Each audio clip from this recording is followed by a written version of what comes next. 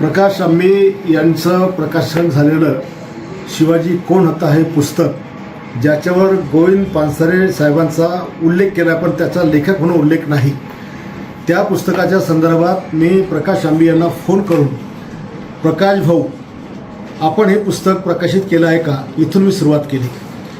छत्रपती शिवाजी महाराज हे करोडो देशवासियांचं दैवत आहे. त्यांना महाराष्ट्रात संपूर्ण देशामध्ये आपण सगळेजण दैवत मानतो.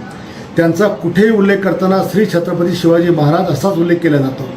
आणि यापूर्वीसुद्धा विधानसभेमध्ये मी राज्यातल्या जेवढ्या संस्था असतील ज्याला शिवाजी नाव असेल त्या शिवाजीच्या ऐवजी छत्रपती शिवाजी महाराज अशा नावाच्या संस्थामध्ये दुरुस्ती करावी आणि हे नाव टाकावं असं आग्रही मागणी मी केली. शिवाजी शिक्षण संस्थेचं नाव बदलताना सुद्धा मी त्यांना सांगितलं की छत्रपती शिवाजी शिक्षण संस्था असं नाव आपण करावं, शिवरायांचा अपमान करू नये. छत्रपती शिवाजी महाराजांच्या विचाराने जगणारे आम्ही लोक आहोत, त्यांच्या नावाने मरणारे आम्ही लोक आहोत आणि म्हणून पदोपदी त्यांचा अपमान आम्ही सहन करणार नाही. या पुस्तकामध्ये कमीत कमी 500 ते 700 वेळेस शिवाजी नावाचा उल्लेख त्याच्यामध्ये केलेला आहे, एकही उल्लेख केलेला आहे. काही ठिकाणी तर शिवाजी महाराज मराठा वंशाचे नव्हतेच असं पण आहे. काही आणखी आक्षेप आहे. मला त्या पुस्तकाबद्दल माझा काही आक्षेप नाही.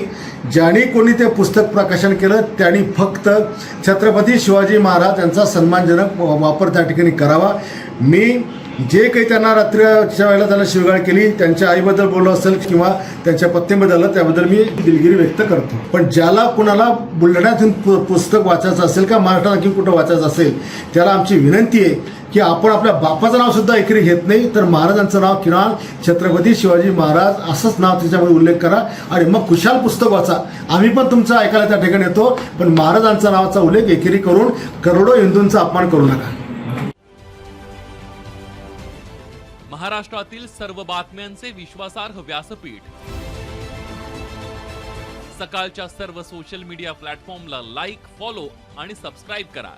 तसंच सर्व नोटिफिकेशनसाठी बेल आयकॉन प्रेस करायला विसरू नका.